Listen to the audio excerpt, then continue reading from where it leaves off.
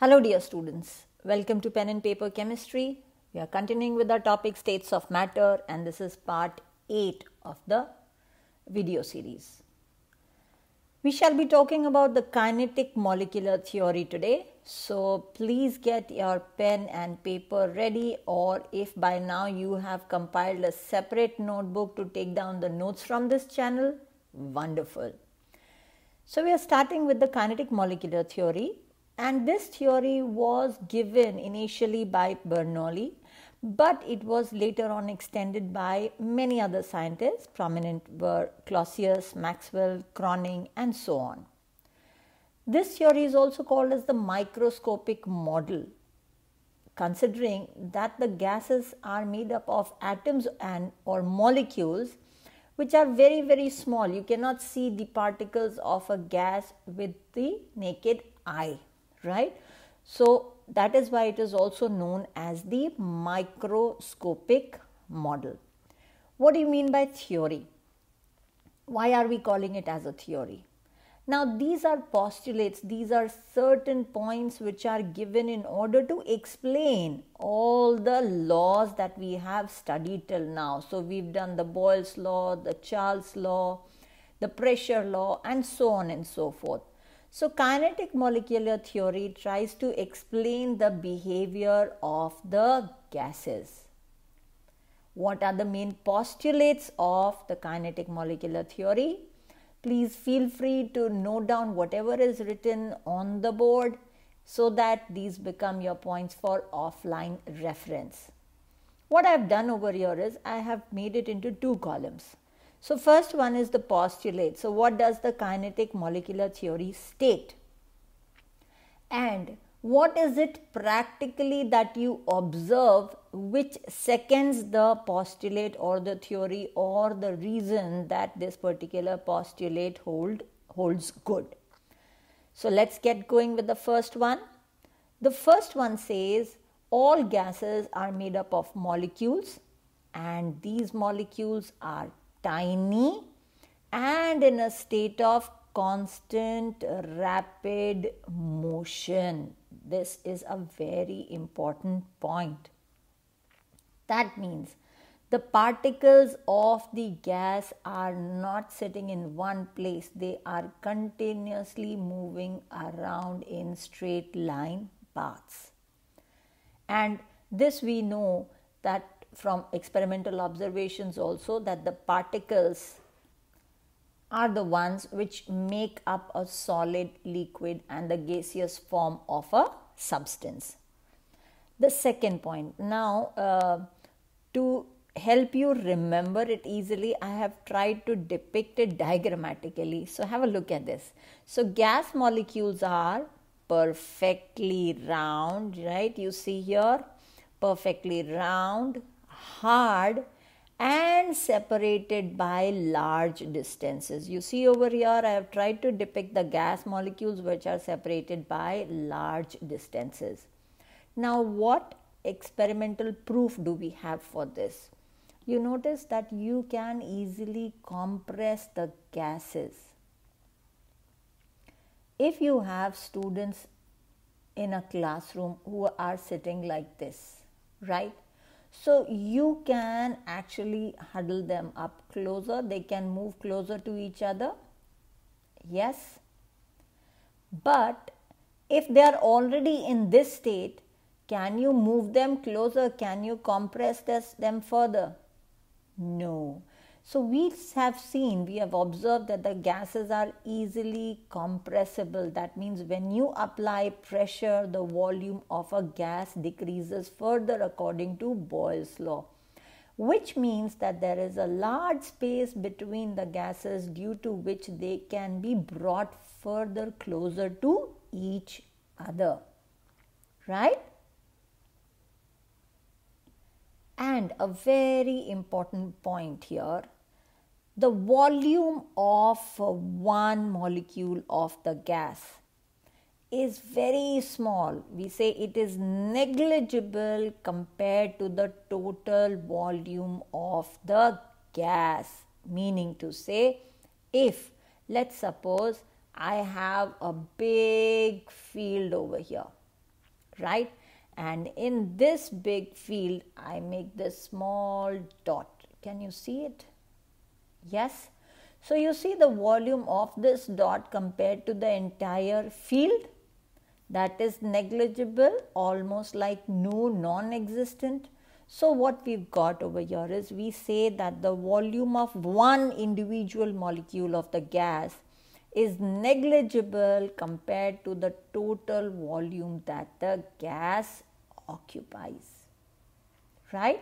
Have you written down these points? If not, please make a note so that it is helpful for you to revise in the future.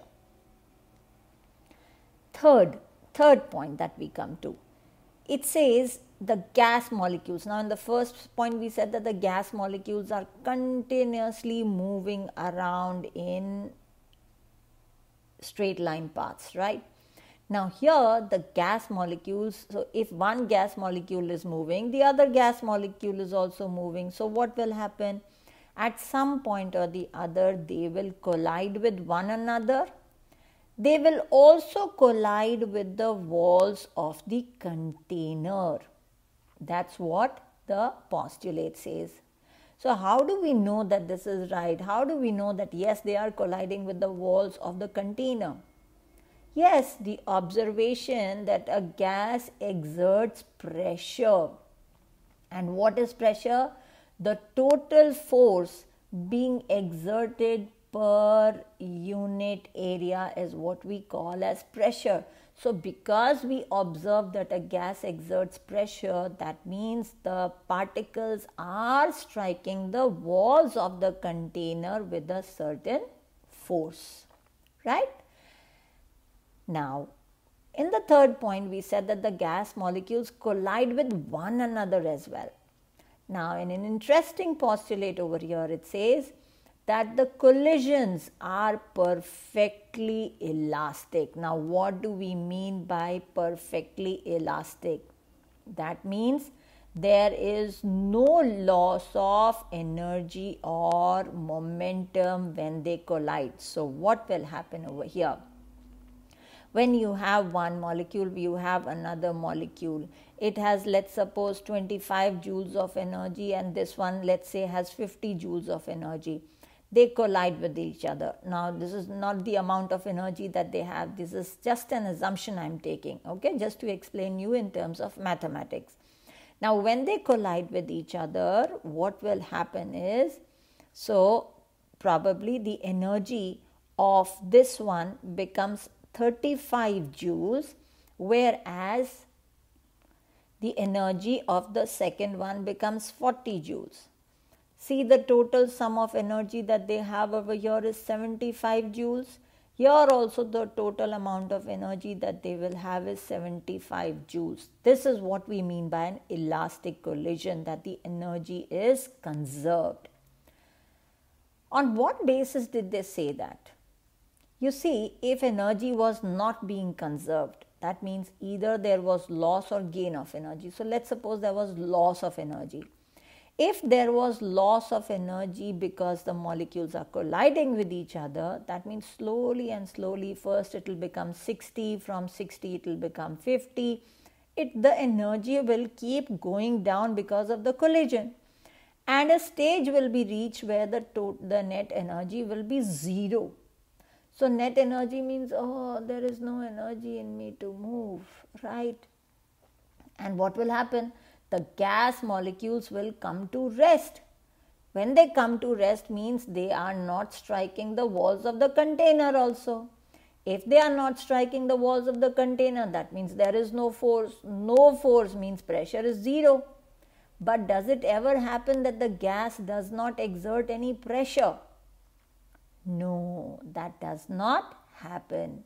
So that is why we say, if collisions are not elastic, the kinetic energy will ultimately become zero and the molecules will come to rest, which has never been observed experimentally, right?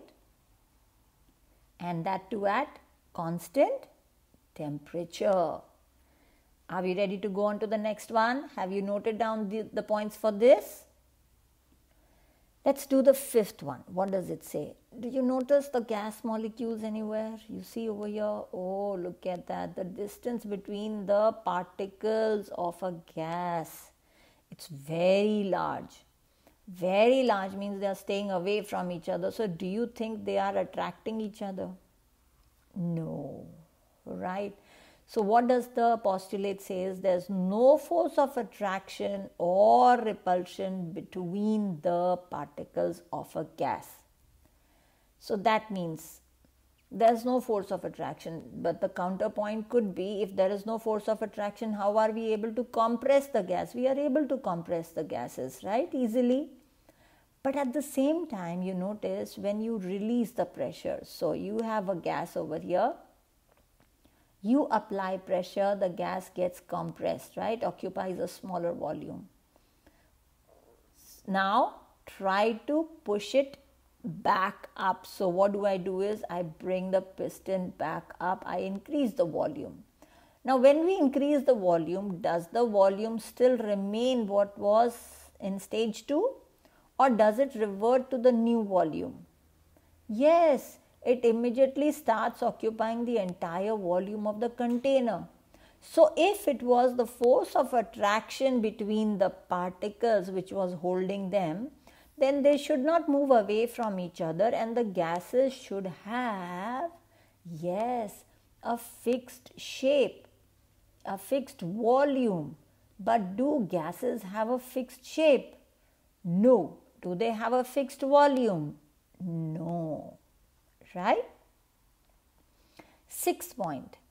Gas molecules move freely in all directions.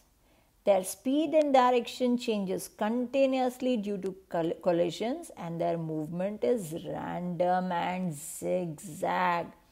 I am sure you must have observed it at some time or the other in your own room as well. So what you do is, if in the room door or the window there is a small opening over here, right? What do you see? Yes, you notice the sun rays entering the room, and the path of the sun rays or the light rays becomes visible because of the dust particles hanging in the air. And these dust particles, are they at rest or are they continuously moving? Yes, they are continuously moving, and this is what we call as the Brownian movement. So what do we do? What do we see? And what do we decipher from it? That the particles are not in a state of rest, they are moving continuously, they are colliding with each other, keeping each other active and happy. So every time one particle tries to come to rest, the other one nudges, oh, come on, move, man. How can you sit down? Okay. Oh, so they will not let each other rest.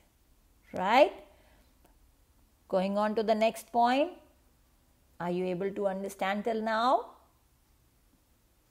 Let me know your views in the comment section. It gives me the energy to carry on. Next we have is the 7th point, which says at any point of time, different particles will have different speeds, so different kinetic energy.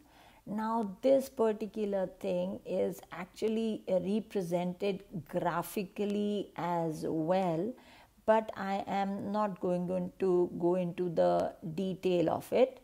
So what we've got is at any point of time we can represent the energy distribution of the particles of the gas. What is there is here, I've drawn a graph to denote something. So what we've got over here is, we've got, you see, this corresponds to low velocity, this corresponds to high velocity, this part corresponds to, you can say, an intermediate, neither very high nor very low. The y-axis of the graph is depicting fraction of the particles. So here we start with 0 and we go on to the positive side. What do you notice? most of the particles are having an intermediate velocity. So we call it as the most probable velocity. The velocity of most of the particles, the highest fraction of the molecules, right? Then there are very few particles with very high or very low velocity as well as energy. Take the example of your class. So let's suppose there are 20 students in the class, out of which the high performers, 90% and above students would be something like 3 to 4 students who would be getting 90% and above. There would be very few students who would not be able to fare well. So we would have 3 to 4 students who would be, struggling in chemistry. But majority of the students will lie between an average range. So neither very high scorers nor very low scorers. So the same behavior is observed in the case of gases. So what do we say? At any point of time, different particles have different speeds and different kinetic energy.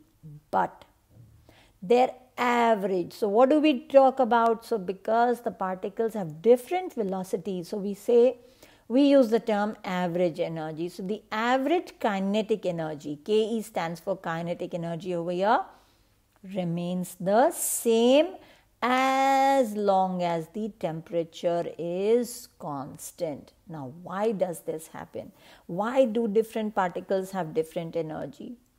Simple, yes, some are studying hard, some are inputting a lot of energy, some are not. Yes, that's why it is happening like that in your class. But closer to the exams, everybody puts in a lot of energy and definitely improves their scores, right? These particles, they are continuously colliding with each other. Now, because the particles are moving randomly and colliding with each other, there is an exchange of energy that keeps happening. But as we said earlier, the collisions are elastic. So, the average energy, kinetic energy, remains constant at a specific temperature. Now, why did I stress on the word temperature? Let's understand. Because the next postulate says that the average kinetic energy of the gas molecules is directly proportional to the absolute temperature, that is temperature in Kelvin. Why do we say that? What makes us say that? You did the pressure law. So you notice that with increase in temperature, pressure also increases at constant volume. So why would the pressure be increasing when you increase the temperature?